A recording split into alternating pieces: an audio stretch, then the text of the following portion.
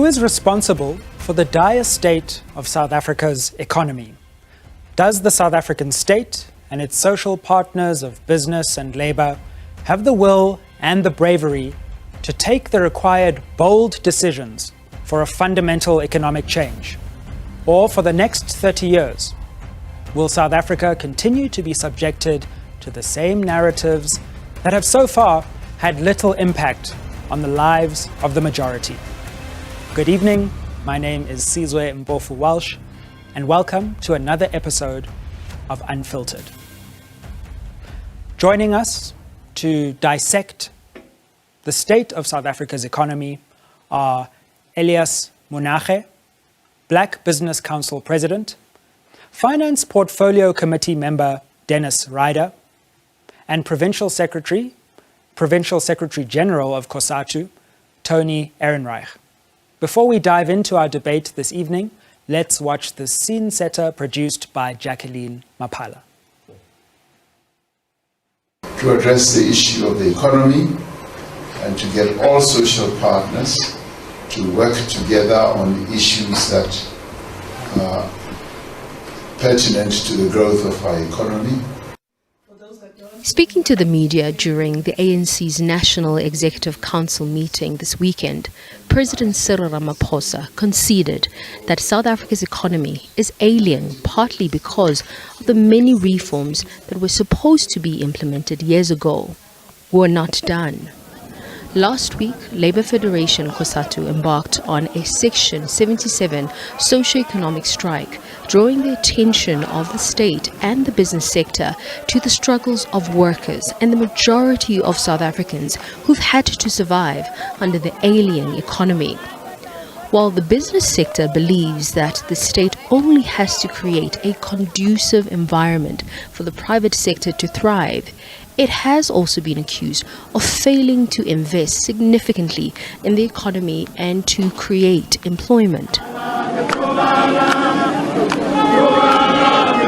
And in a country where jobs are hard to come by, the labour sector has also faced criticism for failing to recognise the changed economic circumstances and insisting on rigid labour laws where flexibility is required to lessen the barriers for businesses.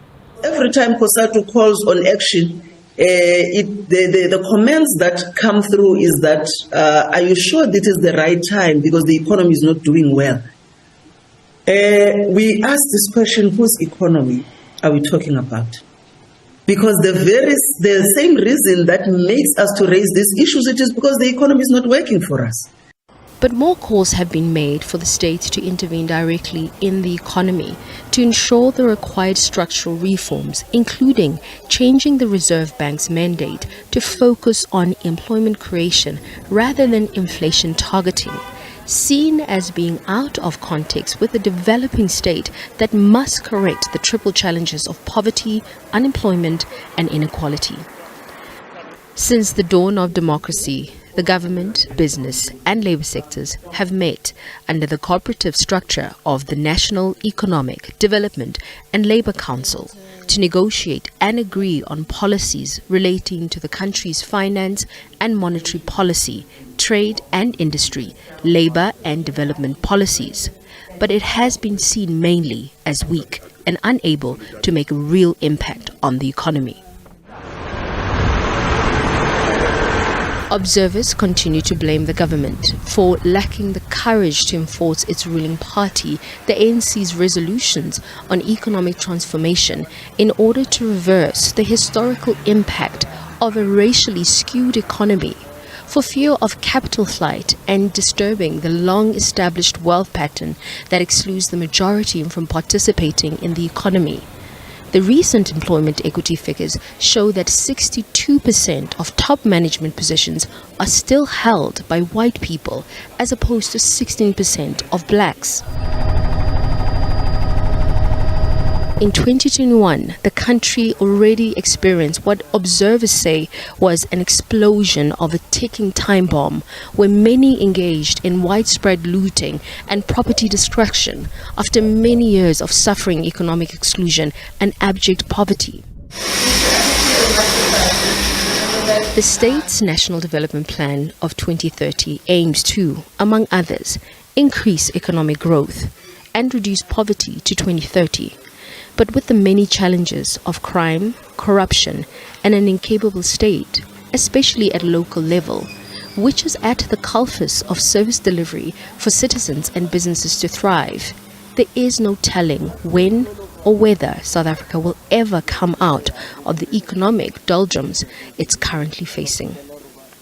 Jacqueline Mapala, Unfiltered, SABC. Welcome back. The economy is no doubt in dire straits. Who's to blame for this? Mr. Ehrenreich, let me start with you. COSATU recently had a big rally, but some blame Labour for labour market inflexibility. They say you're to blame for not allowing the economy to be as dynamic as it could be. Are you, as Labour and COSATU, to blame for the economy's dire state? And if not you, then who? Good evening, and my apologies. Load shedding, which I think is one of the biggest challenges affecting our economy, just affected me, so I missed part of the introductory session, but no worries. No problem. We're all used to it by now, sadly. Yes, no, we have to. It's part of the operational requirements. But the debates in South Africa always is ourselves blaming business and business blaming us. That's the narrative that unplays all of the time. And we've got to be better than that. We've got to be bigger than that if we are to find solutions to respond to the challenges that exist in our society. But I think that the fundamental fault line in South African society at the moment is that we have these elites that stole and enriched themselves under apartheid, continues to do that with their cronies who are the new black emerging elites aligning themselves with them. And together they're building an economy that's excluding the majority of people and certainly working families. But to what extent, just on that, is COSATU enmeshed in that elite politics, whether through holding companies with its affiliates, whether through politicians who are or have been affiliated with COSATU, and indeed its alliance with the ANC? Aren't you actually part of that elite political and economic problem? Well, let's understand the problem about elitism for what it is. There's no doubt some unionists who've enriched themselves, and I'm not here to bat for them. I'm here to bat for a working class labor movement that's meant to make sure we build a more equal, a more just, and a more fair society for all of our people. That includes the wealthy to an extent, and this covers both black and white.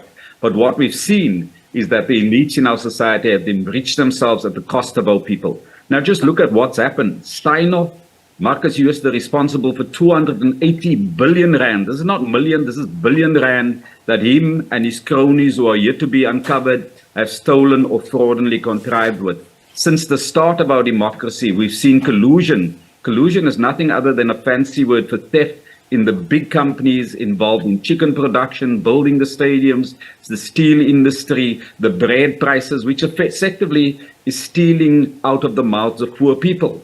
We've seen what the lawyers have done with the road accident funds, how they're looting that.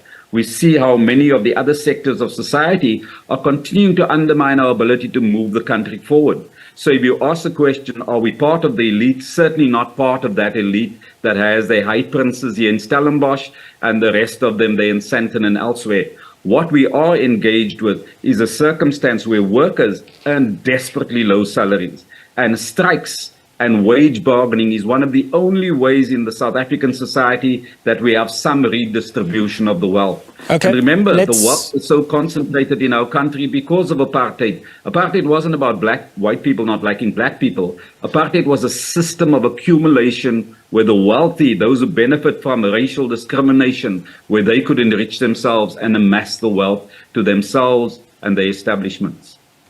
Okay, and we've heard the opening statement from Mr. Ehrenreich. Mr. Ryder, is the DA, are opposition parties to blame? Some say they've failed to ignite the imagination of voters and thereby allowed the current governing party to mismanage the economy in the process.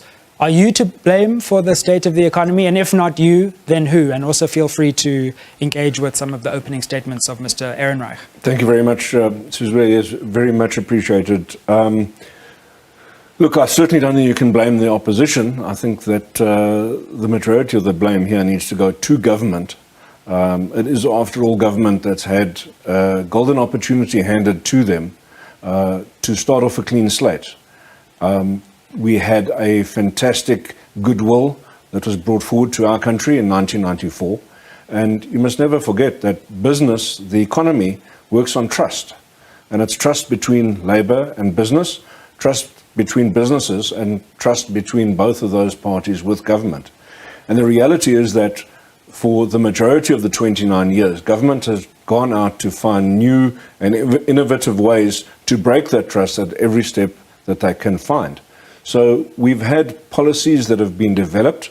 Some of them were good policies. We've gone from the RDP to the GEAR, to SGISA, to the NDP, and some good ideas in all of those, but poorly executed and backed up by really bad policy decisions along the way, which have really eroded trust in the economy. And I mean, if one looks at the trust that the international community has with the country, it's summed up by your exchange rate. And one only has to have a look at how the rand is currently undervalued. We're all agreeing that the rand is undervalued, but there's a reason for that. People don't want to do business with South Africa. There's no doubt that the state has its fair burden to share of our problems, but what about business, and particularly big business, which has often been recalcitrant to come to the party, A, in terms of investment sometimes, but B, in terms of questions of transformation and economic inclusion? Don't you think that business also has a part to play here in our malaise? So I think that business has gone a long way towards extending a hand to government. But once again, you find yourself in a situation where whatever you are going out to do with government, there's a trust deficit. I mean, one of us wrote a song about corruption a few years ago. And, you know, the reality is that if you, as big business, are going out with your checkbook, if you're giving money forward, the reality is that you know that a large proportion of that is going to be frittered away, and end up in the wrong pockets. So again, trust breakdown, and then a reluctance to come out and actually invest. Do be careful, because I might ask you to recite that song at some point and we could be in trouble. Mr. Monache, what's your view of the debate? We've heard two different sides of this. Of course, you sit at an interesting place, the Black Business Council, on the one hand, forwarding the agenda of transformation, but also part of business and the economic private sector. Who's to blame for our current situation? Is it in fact black business, which on the one hand wants to criticize transformation, but on the other hand often partake in the elite politics that Mr. Ehrenreich spoke about? Or if not you, then who? This is an evening to you and the listeners. I think let's provide a context so that we are aligned. I mean, firstly, post-1994, the economy, the economic patterns and ownership never changed. Post-1994, the economy continued with the minority literally owning everything. Post-1994, we didn't change the patterns of ownership economically. We continued on a false hope that the politicians, they will change the economy because they have the political power. And I'm saying that was a false hope, because we thought private business willingly, they will accept and agree to a transformative agenda. And I'm saying those are the mistakes that we made. Government then passes legislations to give effect to a transformative agenda. On the other side, the same white businesses that for many, many, many years, they've accumulated wealth at the back of government tenders and contracts, they continue to make more money than ever before. The same businesses that have accumulated wealth for more than 50, 100 years at the back of government tenders, they started now labeling the young emerging black businesses that they are tender entrepreneurs. What has black business done to disrupt those patterns? Because there's no doubt those patterns exist. There's no doubt that our history is a horrific one. But we've had 30 years, and in some ways it seems as though black business has failed itself to mobilize itself to be a strong enough bulwark against these continued patterns of inequality. Not really. I mean, we are having a situation where we are dealing with a stubborn white businesses that because they've accumulated, they have all the resources under the sun. And that's the reason why they've challenged a number of legislation and regulation that deals with transformatory agenda.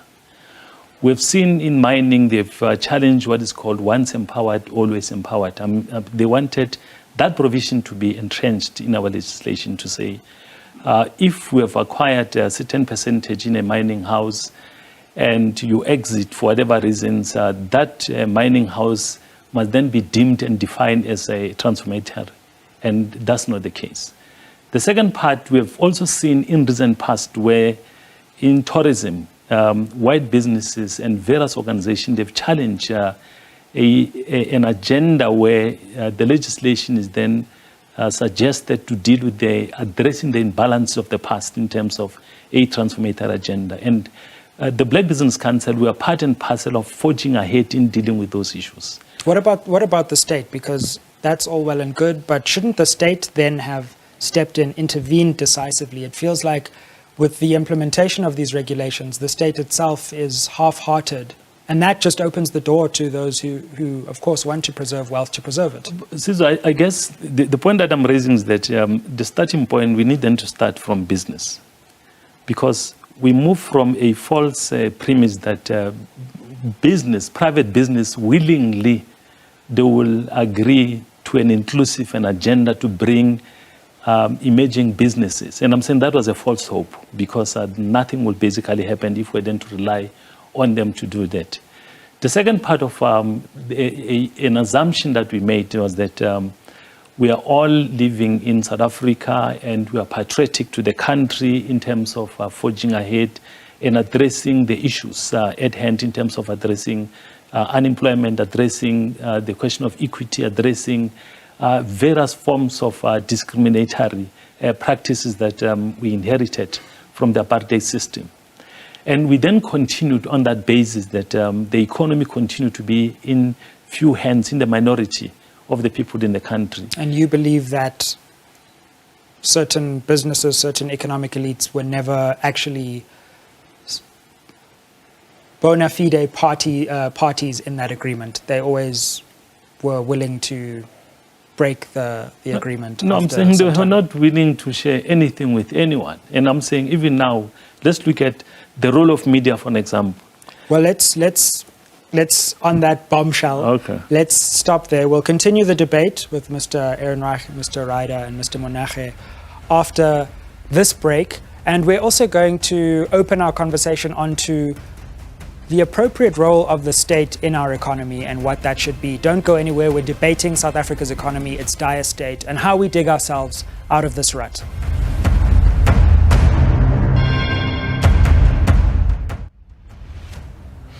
Welcome back to Unfiltered. We're debating the state of South Africa's economy, asking who's to blame and thinking how we can chart a course out of our current malaise.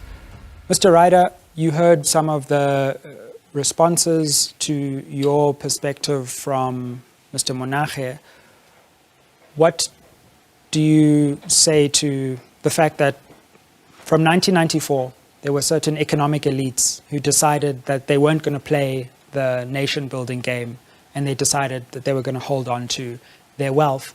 And that has really been at the heart of so much of the economic inequality, maybe not lack of growth, but that inequality that lies at the base of our society requires someone who has something to make the decision to share it at some point, does it not? Sure. So, it's difficult for me to speak on behalf of big business, and I wouldn't want to put motives or comments forward on their behalf. But I do think that there has been some really good initiatives that have been put in place. Certainly, I can speak from the financial services sector where I worked for many years. And the fact is that there was a financial services charter that was given good traction, that took good traction. There were shares given to staff members, and there was generally a good acceptance from many big businesses and involvement. We've seen the same replicated in the mining sector as well as other sectors. The reality, though, is that anyone is going to want to find an environment where they will be encouraged and they will have a fertile environment where they can share the fruits of their labor over time. And I think that the government has a specific role to play in this space. So we've spoken about labor, we've spoken about business. They're both playing on a field. And the reality is that field is the one that needs to be set by government. Now, we go back to the RDP, which was the manifesto of the ANC government in 1994, which already identified the issues around unemployment, poverty, and inequality. They were already identified way back before the 1994 election. You know, in the mid-2000s, that then became really a big slogan that was trotted out, the triple challenges. It was mentioned in the opening slot this evening. But those triple challenges have not been addressed. In fact, we've seen things going the wrong way on all three of those markers. So what that means is that government policies have not been put in place that enable a fair and equitable playing field for the players to get involved, for that wealth to be shared, right, and for workers and business to find common ground where they start to meet each other. Mr. Monache, how do you respond to that view? And Mr. Ehrenreich will come to you straight after that. I'm battling to understand what transformation took place in the financial services, because the reality or the fact of the matter is that financial services, banks, are still owned by the same. And financial services is not is one of the sectors that is not transformed. We don't have a black bank in the country. They're still owned by the normal suspects, whether it's FNB, Standard Bank, and the list is long. All major banks, they're not owned by any black consortium in any form or shape. The same banks also, what do? They are paying even pensioners, and they're not even including other people in the entire supply chain in terms of an incubation for a transformatory agenda or program. And I'm saying financial services is one of the sectors that is not transformed. You look at insurance companies, you look at and other related sectors in the financial services. And I'm saying that is the huge sector that is not transformed. You look at health sector, it's the same thing. You then look at property businesses or property portfolios. It's still the same big companies. Again, there is a lack of inclusiveness in terms of bringing various companies on board then to do certain things. Can I ask you on that? Because I think there's no doubt that the pace of transformation across the economy, but also in sectors like the financial services sector, is, shall we say, lackluster. But why haven't black businesses accepted that the approach of asking these sectors to change is not going to work, and actually just gone and started a black-owned bank and gone and started a black-owned property competitor? Is the onus not on black business to actually now just forge ahead and outcompete in the market? So the requirements is onerous to black emerging companies. And when I'm saying it's onerous is because the requirements for an individual or consortium to start a bank is huge because one of the limitations is around funding that is required then to do that. And by virtue of that, it then becomes a stumbling block. You cannot then move, cannot do anything because you don't have deep pockets. That's the first thing. Secondly, the regulatory framework does not allow individuals and a consortium from the black disadvantaged communities then to come on board because funding is one of the major limitation that is not geared in terms of allowing this thing.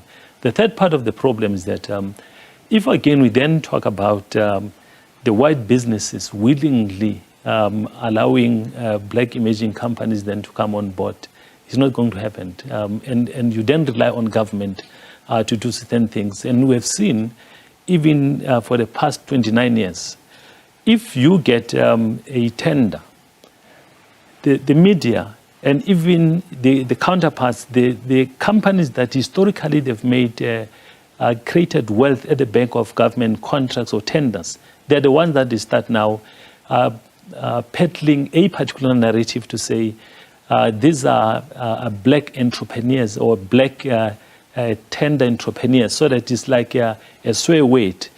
Whereas on the back of their own wealth, they've created from government contracts and government tenders.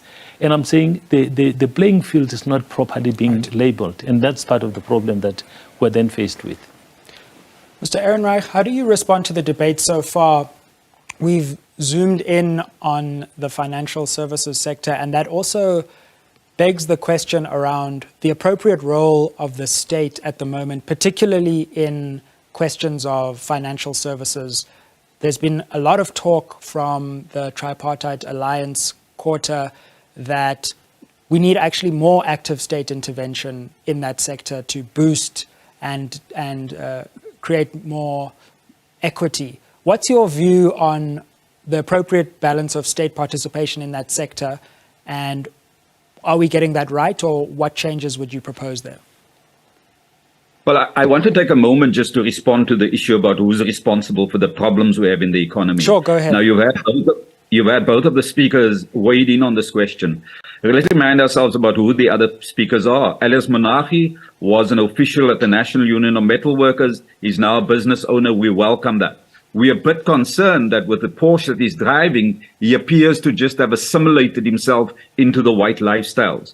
Mr. Ryder, by his own admission, doesn't know much about the manufacturing sector, but criticizes it. But I'd like to hear what he says specifically are the problems. Because I specifically pointed out 19 different companies and sectors of the economy owned by whites who've corrupted those instances. We haven't even started to touch on the state-owned enterprises like Eskom, Transnet, Portnet, Telkom, Postnet, all of that, where white hands, along with the Guptas and others, have been stealing the money.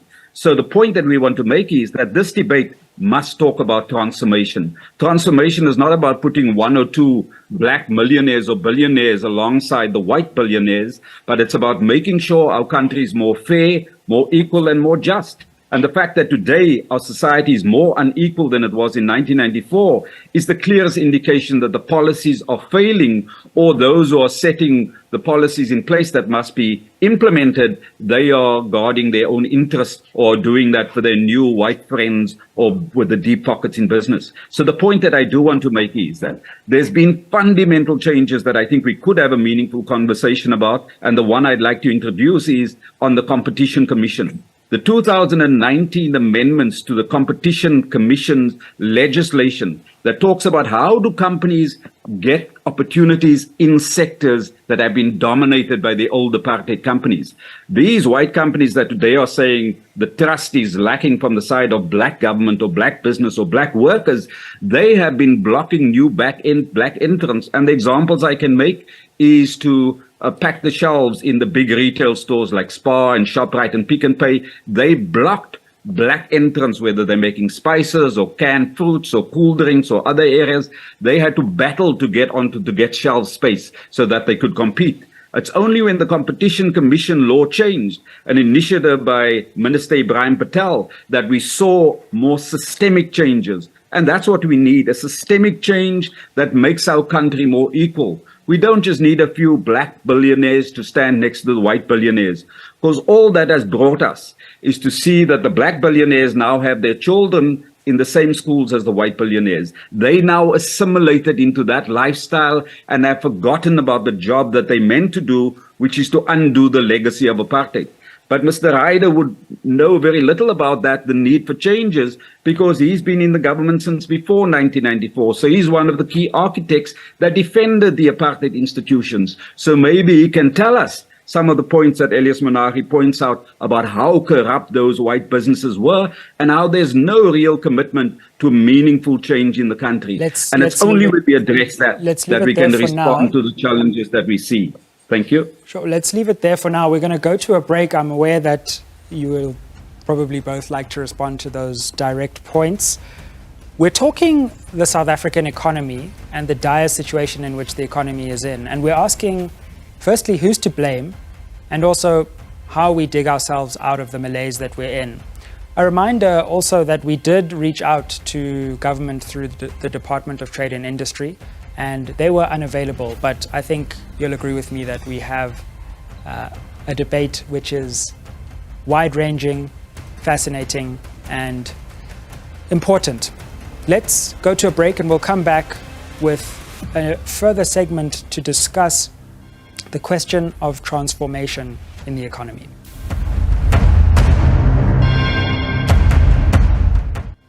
Welcome back to Unfiltered. The question of who's to blame for South Africa's dire economic state is a heated one, and we're having a no-holds-barred conversation and debate on that very question. Before we went to the break, we heard Mr. Ehrenreich's perspective, and Mr. Monahe, some personal accusations were made against you. How do you respond to that? I don't think I should respond to the personal accusation from Tony. They don't have any merits. Firstly, from a business point of view, there are a number of things that we need them to look at. And all the social partners, whether it's government, business, labor, and politicians, we have a role to play, all of us, in the transformatory agenda in terms of changing the patterns of ownership. We have a role to play in the sense that business need them to do certain things different from the past. Equally so, labor, they need them to do things different from the past. And even government, because if we then move from a premise that we want them to do the same thing over and over, we are not going to achieve different results. And I'm saying theories have proven us correct.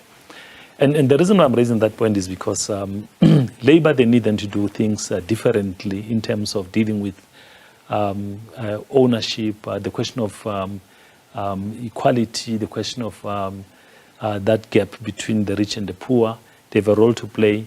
They have a role to play in the economic dispensation and the patterns of ownership. It's not about a paperless shares in a company. They need them to play a meaningful role in terms of addressing the issues at hand.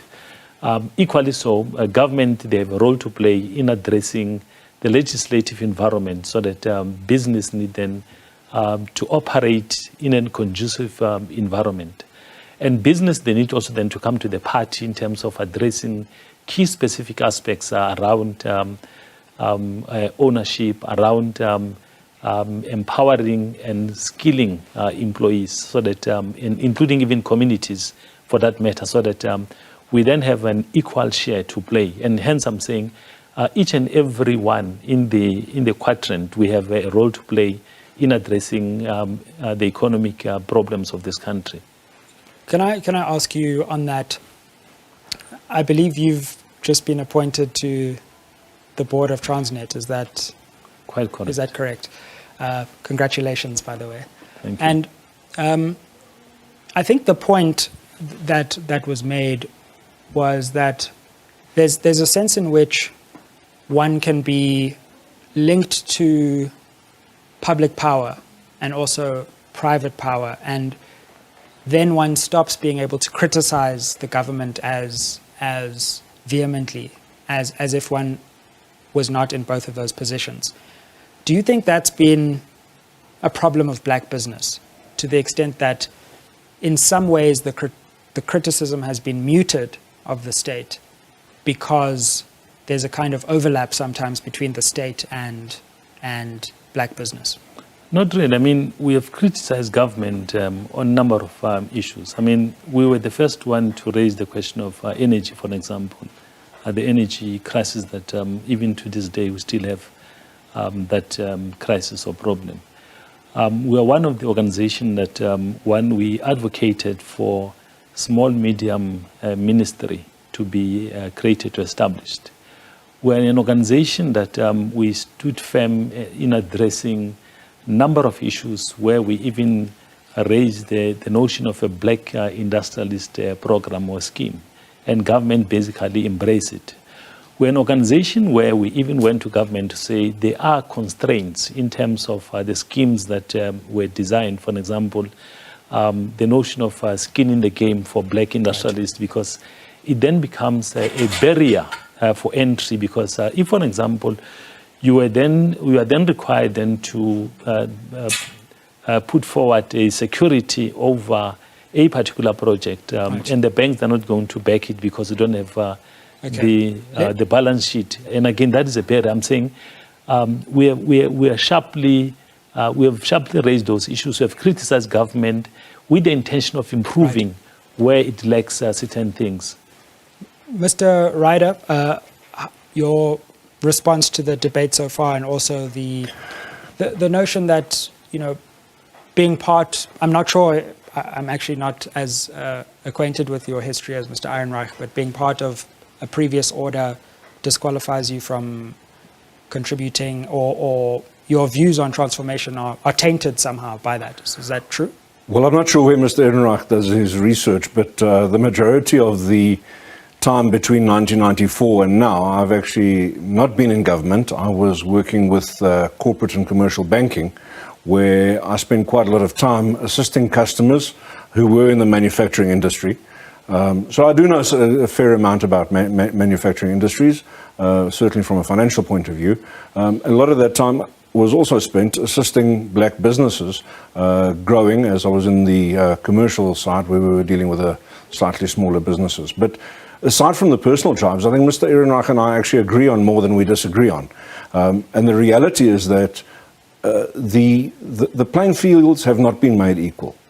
Now, again, I go back to the issue of trust that I spoke about earlier, and the fact that no business, no person is going to go out and expose themselves in an environment where they're not feeling trust. And one needs to take a look at the environment that's been set, this playing field that's been laid out for us, where there is a trust deficit, because underpinning a market economy are two key factors. The one is, of course, the private property rights, and the other is the rule of law. And there have been direct assaults on both of these issues, totally eroding the trust space and making sure that government has created an environment where it is incredibly difficult for business to trust government or to trust labor. And it's been made an environment where it's very difficult for labor to trust business, and now government as well. So we're sitting in an environment where no one's prepared to go out any longer. As I said right at the beginning, we started out with a great goodwill. That goodwill has been squandered. And we find ourselves now in an environment where no one's prepared to trust each other. No one's prepared to be the one that extends the hand of friendship to the other first, because we are all too busy looking at how the other people are trying to catch us out. Mr. Ehrenreich, can we come to you for a response? But can I also put it to you that you've criticized Mr. Monache's car, you've criticized the history of Mr. Ryder, but doesn't the same apply to COSATU, that in fact you have been party to the economic calamity that we face? And so to point fingers at others is also not to appreciate the way that COSATU itself has been muted in its criticism of the state, partly because it's in alliance with the ANC. But therein lies the issue, is it not? We have to point fingers at each other. We have to remind ourselves about what each other has done and what it is we want to do. We don't want to replace white capitalists with black capitalists. We want to build a more just and equal society where there's representation of all our racial groups at the ownership levels.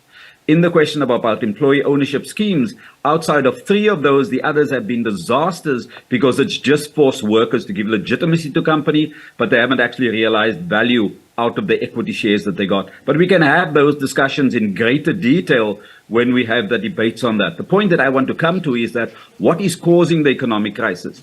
Part of the challenge is that, as we pointed out, the other areas of failure in many areas of industries, we should also realize that the companies responsible for that and the partnerships that have been formed is largely vested in those who controlled the economy in the old days. But there's a bigger question that confronts us in this idea about a social partnership, because this is what all of the participants are talking about. This is also what our president enjoins us to do. He talks about the fact that we've got to co-create the ideas and the policies that guide industries. So you see master plans now, detailed plans for up to 20 industries of the key industries in South Africa, and already there are significant changes emerging. So we've got to push the government to do that. We fight with the ANC because in many areas where there's been corruption or just lethargy in implementing policies that will change the environment we've found ourselves in, we have no time for those individuals responsible. If they corrupt, they should go to jail. But at the same token, we must also then point fingers at the opposition that is quite useless in this country, and that's why we don't have an emerging alternative, because nothing practical has been put on the table. It seems the only intent is to defend the apartheid privileges. My final point is this one. The world is changing as we squabble in our country. The dollar is not going to be the sovereign reserve internationally anymore, if one is to listen to China, Russia, BRICS, and many of the countries on the continent. And that's going to change the global economy significantly. So this notion of just a market economy that Mr. Ryder introduces to us as if it's a holy grail, that must be seen for what it is. Where's the fastest growing economy at the moment? In China. Who has the most functional state-owned enterprises that are probably the top 50 of the Fortune 500 companies? So the economy is changing as we talk. Artificial intelligence is redefining how industries operate. We're not even talking about how we prepare ourselves for that. We're squabbling how can the rich people take a few cents from the one to the other. But in the meantime, 42% of South Africans are unemployed. That's nearly 11 million people. Now don't blame the injured for the problems that exist in the society. Workers are the unfortunate recipients of bad policy choices and bad implementations. As the elites, and it's those in power and those who want to maintain their wealth, who want to keep black children out of white schools, who want to deny people opportunities, those are the real enemies to economic growth. And that's the issues that we must challenge if we are to make progress in our country. We're debating the South African economy, who's to blame for the crisis that we find ourselves in, and how do we chart a new course going forward. That will be the theme of our final segment. Stay with us after the break. We will address solutions.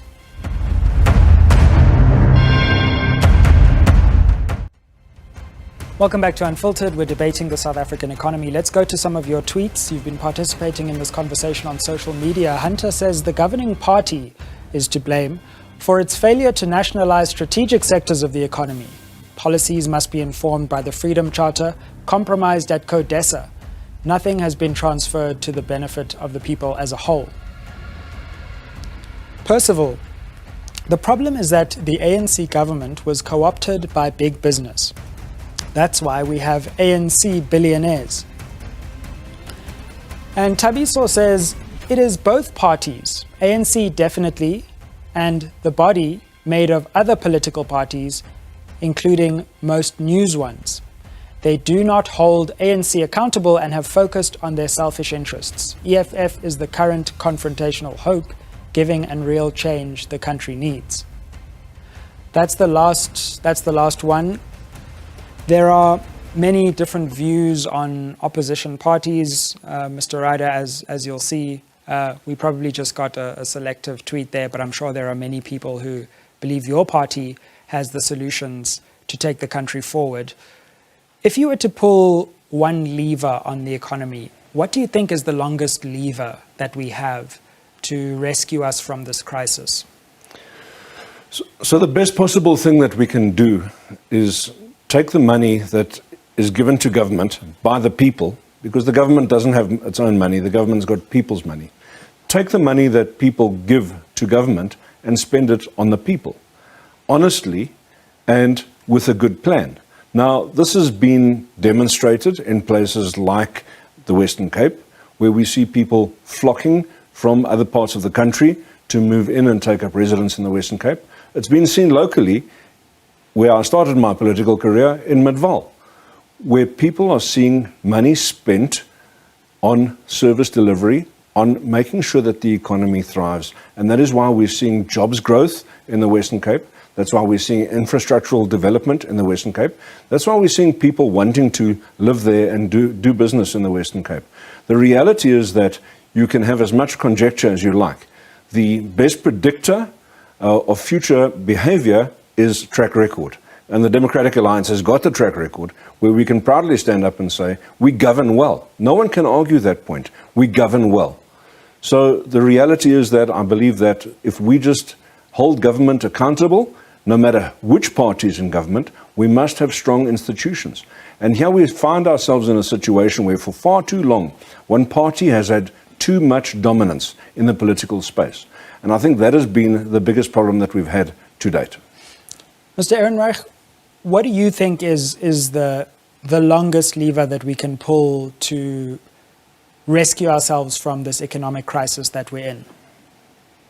Well, I think the most important thing that we can do as a country is to make sure that we put more money into the pockets of working people.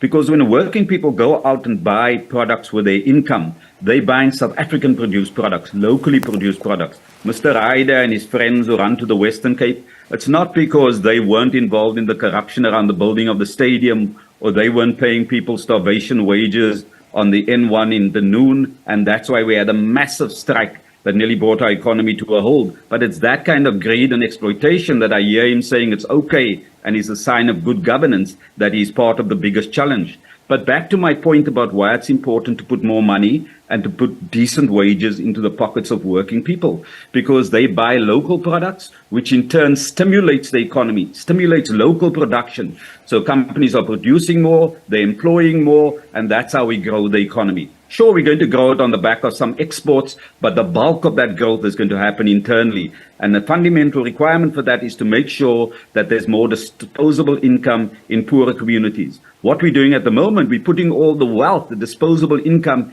into the hands of the wealthy, those who already were empowered under apartheid. And what are they doing? They're buying Smeg toasters, R1 million cars, just the elite and the best of everything. Most of the time, those products are imported. So they have no loyalty or regard or solidarity to the rest of the South African population. All they want is to find a way to maintain the apartheid stolen privileges that they had, and to give some of that to their black friends who are now in powerful political positions so that they can defend those positions. We've got to make sure that we deal with the elites in our country, both black and white, so that people don't aspire to that, but you aspire to adding value, to creating jobs, to growing the economy, to exporting more, not thinking that you've got to have the biggest, brightest car at the private school when you drop off your child. It's about systemic changes that are required in our society, not just this kind of handouts to a few of your friends who think they're going to legitimate the economic structure that we have.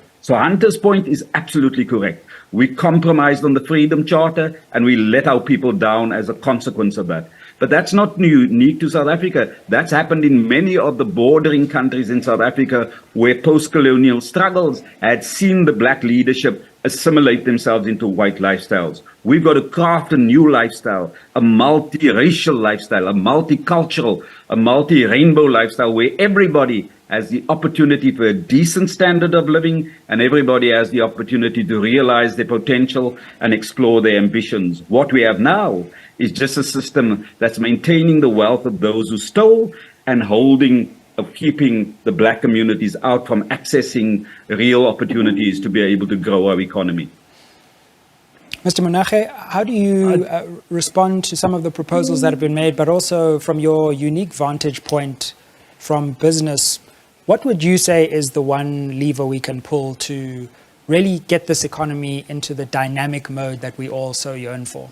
I think there are a number of things that we need to look at. Firstly, we need to redefine the economic dispensation that we admire or envision, all of us, because post-1994, we have never defined the economy as a country to say what type of economy are we looking for. We only spoke about a political transformation. We never talk about the type of economy that we want. We don't have a clear economic vision as a country. The point that Tony raised, again, we are comparing ourselves with China. China, they have a long-term plan on the economic front. We don't have such a thing as a country. We don't have anything that as a country bring us together. We continue scoring our own goals in whatever form or shape. You then look at the things that we have done as a country. I mean, Dennis is talking about Western Cape, the worst place that continue to exclude black emerging companies, whether professionals or even small businesses. They're not part of the equation in Western Cape. And we cannot then pride ourselves that Cape Town or Western Cape is the best place to be. It's not. It's the worst place to be. Now, the point that I'm raising is the following, that we don't have a common vision on the economic dispensation to say what type of economy do we want. We then talk about the education system in the country. We don't have one common education. We have different types of education. We have private and we have public. We have a minister of education only responsible for government schools, not for private. So we have different standards. We don't have a clear vision in terms of bringing vocational training at hand.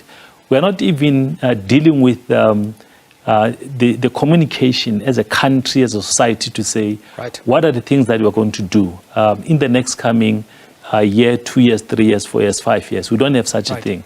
Now, part of the problem, again, we then look at the media, the role of media. I'm going to have to stop.